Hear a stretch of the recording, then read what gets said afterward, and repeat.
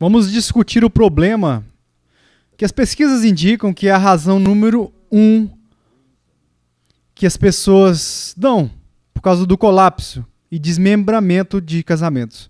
E como eu tenho certeza que vocês podem adivinhar, o problema número 1 listado na América para as lutas e dissoluções dos casamentos nos Estados Unidos é o seguinte: sexo. Falta de harmonia, falta de comunicação, falta de intimidade e ajuste nas dimensões sexuais do casamento.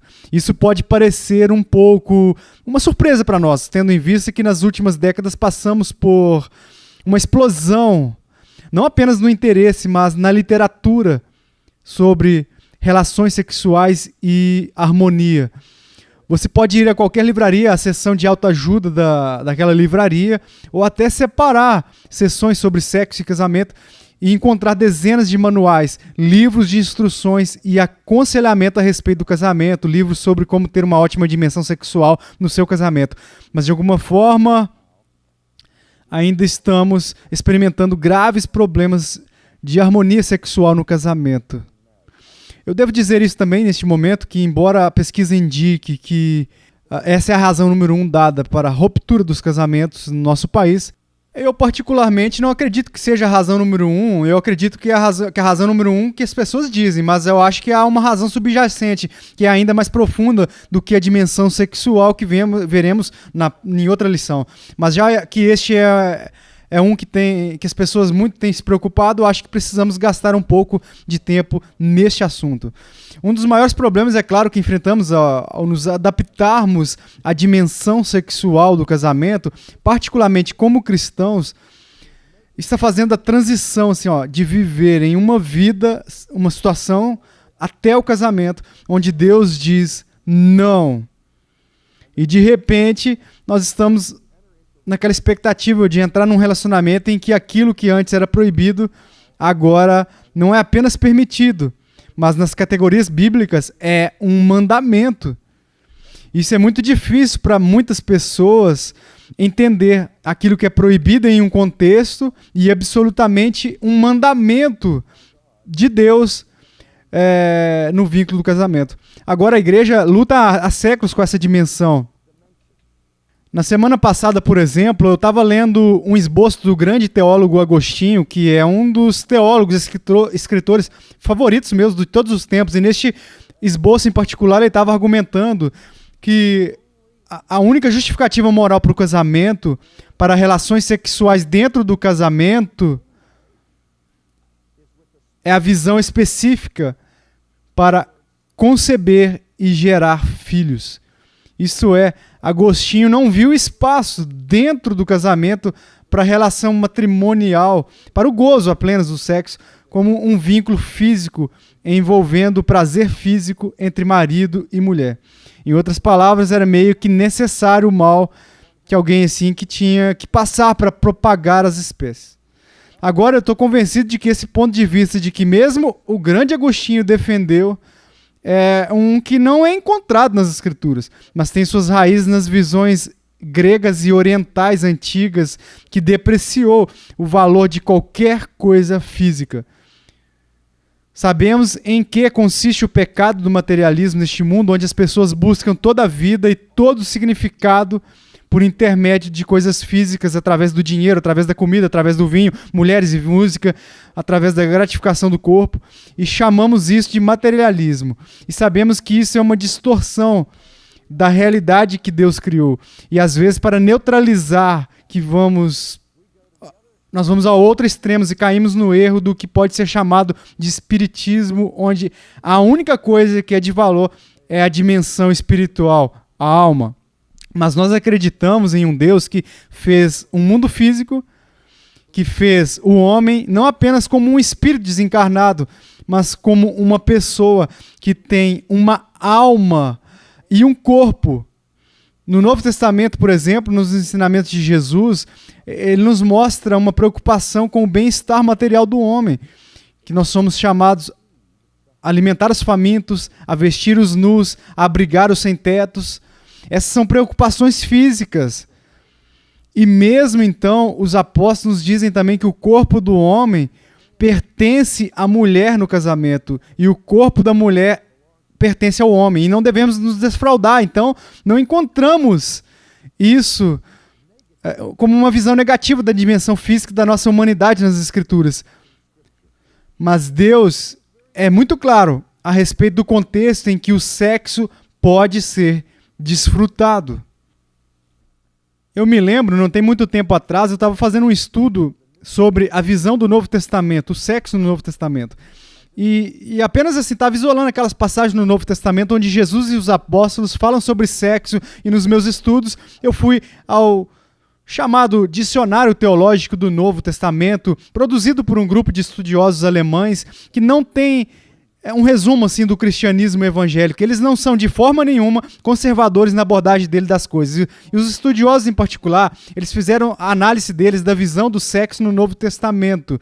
E eles chegaram à seguinte conclusão, que mesmo embora eles mesmos não tenham adotado a posição, eles disseram, não podemos negar que o Novo Testamento ensina claramente que na visão de Deus, o sexo antes do casamento e o sexo extraconjugal são ofensas gravíssimas contra a sua santidade. Então, assim, temos os apóstolos, por exemplo, eles nos dizem que nós nunca devemos sequer mencionar, nomear entre nós qualquer sexo ou fornicação, ou seja, o sexo é ilícito. Você lê os apologistas do primeiro século, a última parte do primeiro século e até o segundo século, enquanto tentam defender a fé cristã contra os ataques vindos dos reinos pagãos. Não apenas defendem as reivindicações da verdade do cristianismo filosoficamente, mas eles dizem, se você realmente quer ver o que é o cristianismo, veja nossas vidas. E eles disse, examine o comportamento moral dos cristãos. Examine nossa comunidade, veja se você encontra adultério, veja se você encontra fornicação. Pense sobre isso. Eu hoje nunca enfrentaria um secularista do século XX e diria, se você quiser, veja a prova da fé cristã, veja o comportamento sexual dos cristãos. Porque os cristãos são tão apegados ao adultério e à fornicação, em alguns casos, tanto quanto os incrédulos. Mas se olharmos para o Novo Testamento, nós ouvimos essa proibição. É tão grave que um dos 10 mandamentos não cometerás adultério, não adulterarás. Agora, isso não é porque Deus é contra o prazer, ou Deus é contra a realização humana, mas é porque Deus ele entende a santidade dessa intimidade que ocorre quando as pessoas podem estar nuas e sem vergonha no contexto do casamento. Então Deus não está dizendo isso, que sexo é errado. Ele criou isso, ele ordenou, mas há um regulamento. Ele diz, nesta circunstância não é bom, eu não permito isso, é destrutivo.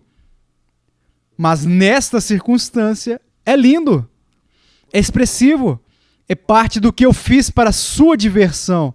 Então nós temos esse problema como cristãos fazendo a transição. Ok, mas agora a transição está feita.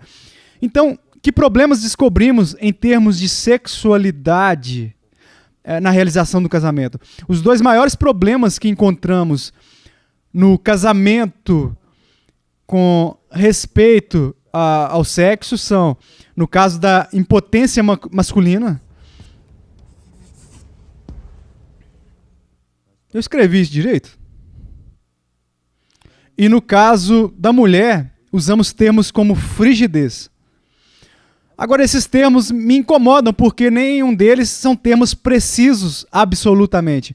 Ninguém é absolutamente impotente e ninguém é absolutamente frígido. Esses termos representam um contínuo, graus contínuos que lidam com o quão livres somos capazes de nos expressar sexualmente na propriedade do casamento. Para então que tenhamos que pensar em termos de impotência ou graus de frigidez. Agora, a impotência, claro, significa simplesmente falta de força ou falta de poder. E a palavra frigidez é um termo interessante porque sugere frieza. Isso sugere alguém que está congelado. E o que esses 2 termos estão descrevendo é um certo nível de paralisia na atividade sexual. Então, o que nós estamos comendo em casamentos saudáveis? Esse é o problema da paralisia sexual. E se tornou tão significativo que agora vemos clínicas surgindo assim por todo lado nos Estados Unidos, dirigindo medicalmente sua atenção para uma investigação científica do que é chamado de disfunção sexual, a fim de ajudar as pessoas sobre os problemas que estão destruindo seus casamentos. É muito ruim, eu teria que dizer, que existem muito poucos, se houver, clínicas notáveis cristãs de pesquisa sobre disfunção sexual. Porque se alguém deveria estar ciente de quão grave é esse problema nos casamentos, deveria ser a igreja, porque o clero, temos que lidar com isso todos os dias e temos muito poucos recursos para direcionar as pessoas para quem tem problemas sérios como esse, que eles podem assistir sem comprometer os sistemas de valores próprios e a ética cristã. Nós precisamos de ajuda para lidar com esses formulários de paralisia. Agora, sempre que encontro uma forma de paralisia, eu procuro imediatamente uma de duas dessas coisas. Lá são duas coisas, nas nossas experiências emocionais, que contribuem repetidamente para todos os diferentes tipos de paralisia. E eles são, vou escrevê-los aqui, medo e culpa. E esses dois, aliás, geralmente estão intimamente relacionados. Dizemos que alguém está congelado, frio, com medo, congelado de medo. Ele para no caminho, ele não pode se mexer, ele não pode gritar, ele hesita. O medo paralisa. Então, descobrimos nos problemas sexuais que há uma tremenda quantidade assim de medo entrando lá no quarto dos cristãos. Bem, a respeito de que são esses medos? De que nós temos medo? Bem, existem muitas coisas. Eu acho que tanto no caso da impotência quanto da frigidez, um dos elementos mais significativos do medo é o medo do desempenho, da performance. Esse é um dos problemas do efeito dessa explosão da literatura sexual, onde agora o mito é abundante que para alguém ser saudável e normal é preciso ser um hipersexual, tanto a mulher quanto o homem. Temos todas essas imagens que são imagens mitológicas que Hollywood interpreta. Tem o atleta supersexual masculino e a mulher que ela acaba com todos e você sabe, simplesmente não é verdade. Você não pode dizer isso à pessoa quando ela está entrando no relacionamento, ela está sentindo a pressão a respeito da performance. No ano passado eu vi uma lista das 10 fobias mais comuns que o povo americano tem. Você sabe qual é a fobia número 1 dos Estados Unidos? Não sei onde estava a morte, o medo da morte, sei lá se era em quarto ou quinto, em algum lugar da lista, eu estava surpresa. Você sabe qual que é a fobia número 1 dos Estados Unidos da América? É o medo de se levantar na frente de um grupo e palestrar, falar. Isso é o que assusta mais pessoas do que qualquer outra coisa. E senhoras e senhores, eu posso me relacionar com isso. E todos vocês já experimentaram a situação em que alguém se levanta para falar e eles abrem a boca, mas nada sai. Porque ficaram paralisados pelo medo deles.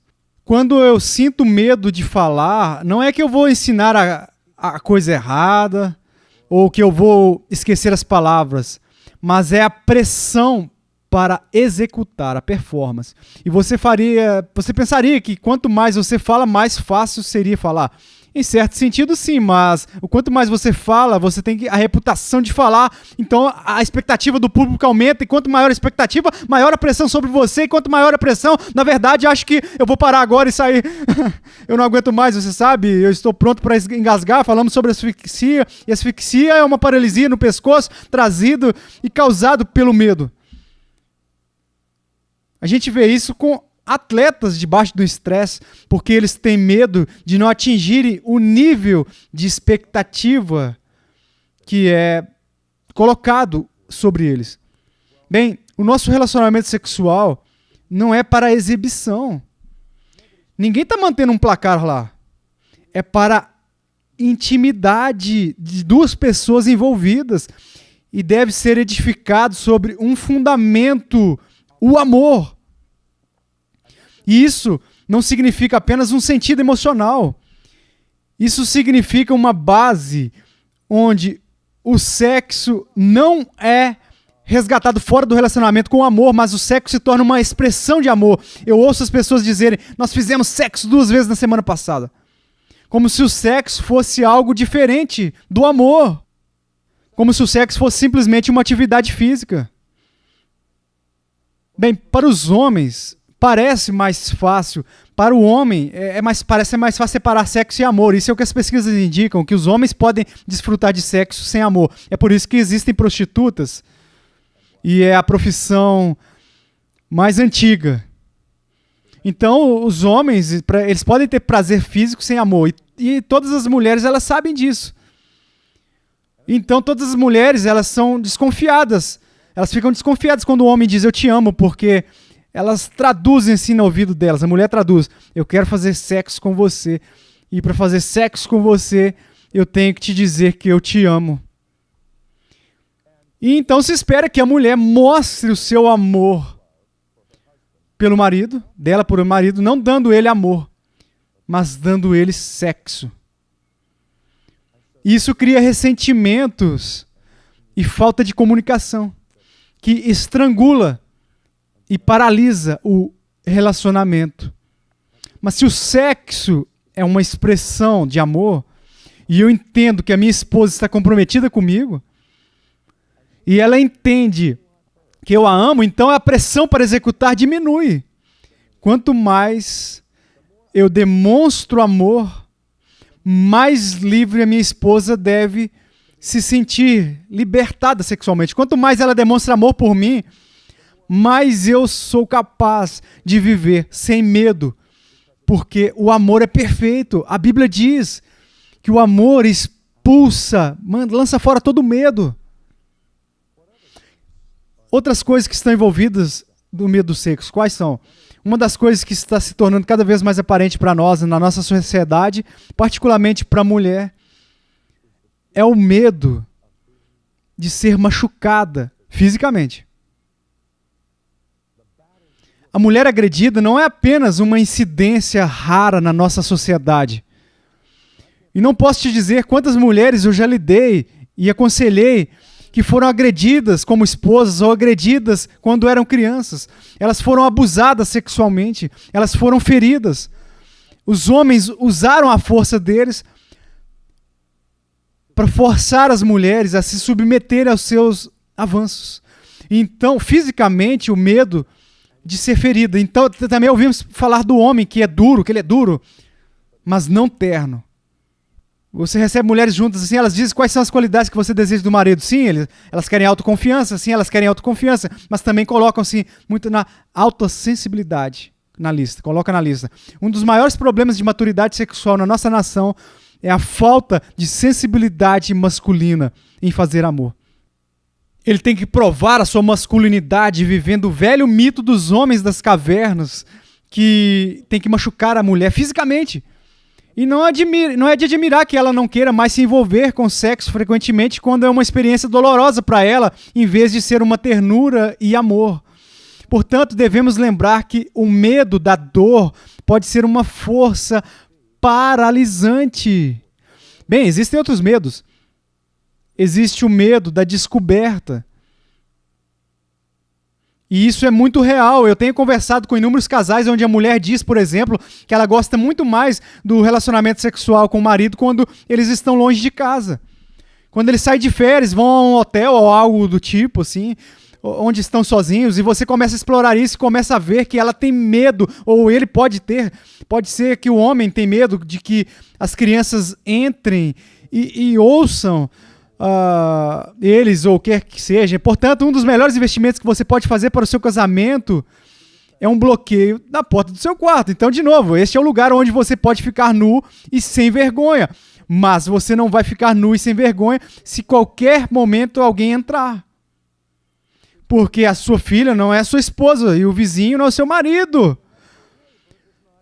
E se as pessoas temem que alguém os veja, Então, eles são inibidos. Então, o parceiro toma isso como um ato pessoal de rejeição. O medo da gravidez é outro grande medo. E poderíamos continuar a listar esses medos que as pessoas têm, que inibi-los, mas que aqui é onde precisamos de comunicação, onde o marido e a esposa precisam conversar, onde precisamos expressar um para o outro o que é que você tem medo. Do que você tem medo? Você tem medo de alguma coisa? Como que eu posso ajudar? Eu não vou ajudar minha esposa forçando ela a fazer coisas que ela possui medo. Agora o segundo é que quase ninguém fala, é a culpa. Eu gostaria de expressar um padrão que eu acho familiar no aconselhamento matrimonial. Quando eu ouço um homem entrar na minha sala e dizer: quero me divorciar da minha esposa, nosso relacionamento se deteriorou e ela não me responde sexualmente e tudo mais. Aí eu faço a seguinte pergunta direto eu digo: me diga aqui na privacidade do escritório, você teve relações sexuais com a sua esposa antes de vocês se casarem?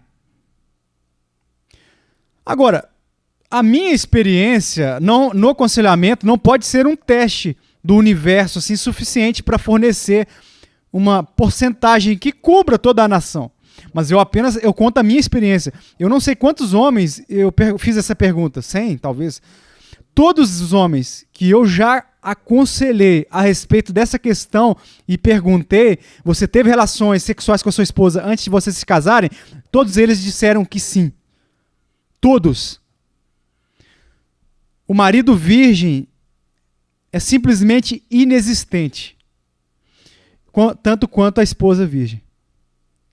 Então, depois que me disseram isso, que sim, eles tiveram envolvimento sexual com a esposa antes de se casarem, eu faço a seguinte pergunta: na sua opinião, a sua esposa foi mais receptiva sexualmente ou menos receptiva antes de se casar? E os olhos deles se iluminam e eles dizem: ela respondeu mais antes de nos casarmos. E ele me olha como se eu fosse uma bruxa voodoo, assim, por saber disso. Ele diz: como você sabia disso? Eu digo: eu conheço porque eu já ouvi isso muitas vezes. E é por isso que eu estou fazendo essa pergunta. Agora, por que tantos homens dizem que suas esposas eram mais responsáveis com eles, para eles, antes de se casarem do que depois de se casarem? É porque eles têm simplesmente uma ideia assim, dos bons velhos tempos. Pode ser. É porque o sexo era apenas mais emocionalmente em sua novidade do que se tornou ao longo dos anos. Essa é outra possibilidade. E há outra terceira possibilidade, que a mulher só possa responder quando estiver em uma situação de tabu, e quando ela é autorizada a se apresentar sexualmente, fica entediada e não se importa. Aqui então existem todos os tipos de razões que explicariam por que os homens dizem que suas esposas eram mais receptivas antes. Mas um fator que nós precisamos considerar aqui pode ser verdade. De fato, pode ser que a mulher foi mais responsiva. E de repente ela é menos receptiva. E pode ser porque ela levou para o casamento toda essa bagagem de culpa e ressentimento. Porque o marido manipulou ela, persuadiu ela a fazer o que estava tentando não fazer antes de se casar. E agora ela carrega esse ressentimento, mas pior, ela carrega uma culpa sem alívio. O que se faz em um caso como esse? Bem, de novo, podemos obter todos os tipos de terapia oferecidos aí pelo mundo da medicina, conselheiros seculares, de ministros. E a terapia usual é assim nos nossos dias, ó. Você precisa entender que o que você fez antes, que você casou, foi bom. Todo mundo faz isso. O relatório Kinsey, o relatório Chapman indica que a esmagadora maioria das pessoas faz isso. E já que a esmagadora maioria das pessoas fazem isso, isso indica que é normal. E se é normal, é saudável. E isso é apenas parte do seu processo de amadurecimento para se tornar um ser humano responsável. Você já ouviu essa linha 1 milhão de vezes. Eu tive uma mulher que estava prestes a se casar lá no meu escritório, ela estava no noivado, então ela veio estava muito angustiada com a culpa e ela disse o seguinte: o que eu vou fazer? Ela disse: eu me sinto tão culpada. Ela disse: eu tenho tido relações sexuais com meu noivo. Ela disse: eu fui ver o meu ministro me disse o seguinte: o jeito de superar isso é entender que a razão pela qual você se sente culpada é que você foi vítima dessa cultura puritana, vitoriana e estreita, rígida, com seus tabus. Então você precisa crescer, amadurecer e entender que você não é promíscua. Você é um adulto responsável. E ela disse: eu tentei isso, mas ainda me sinto culpada. E eu disse: bem, a razão pela qual você ainda se sente culpada é porque você é culpada. Eu disse: a proibição de relações sexuais antes do casamento não foi inventada por Jonathan Edwards ou pela Rainha Vitória. Foi Deus quem disse que não. E você ofendeu a Deus, vocês transgrediram a lei. Não importa o fato é que todo mundo está fazendo isso. A lei não vem dos psiquiatras, não vem dos ministros, não vem dos conselheiros, vem de Deus. E Deus disse que não, e você fez de qualquer maneira. Então você é culpada. E a única coisa que sei que pode curar você não é a racionalização. Você tem uma culpa real. E se quiser ficar saudável, precisa ter um perdão real. E a única maneira que eu conheço é que você vá para casa sozinha, lá de joelhos, fique de joelhos, e diga a Deus o que você fez e confesse o seu pecado. E Deus vai perdoar você por isso. Vocês entendem? Você pode ser virgem de novo aos olhos de Deus. Aos olhos dele você pode.